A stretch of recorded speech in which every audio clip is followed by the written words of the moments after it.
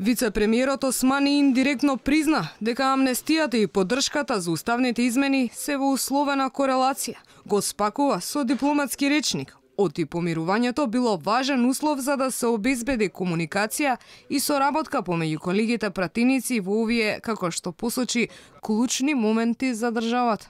Колку и да е политички непопуларен, можеби е штетен, сметам дека беше добро решение како да се создаде простор за подобра комуникација помеѓу пратениците во еден важен период за државата. За подобра координација меѓу пратениците за доносење на важни одлуки за државата.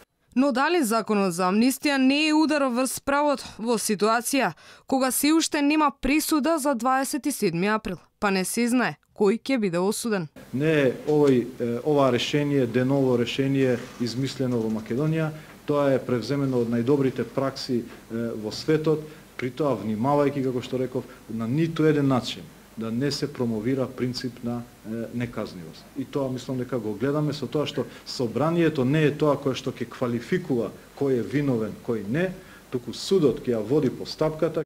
Османи не испушти да спомене дека неговиот шеф Ахмети одиграл клучна улога во дотерувањето на уставните амандмани, бидејќи, како што посочи, секоја точка или запирка можела да значи пратеник повеќе, односно пратеник помалку.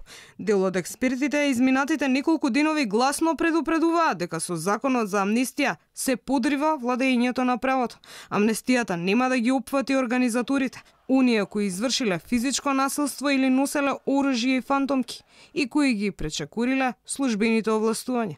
На обвинетите им остануваат уште 2 дена да се изјаснат дали ќе побараат да бидат помилувани или ќе одговараат пред судовите.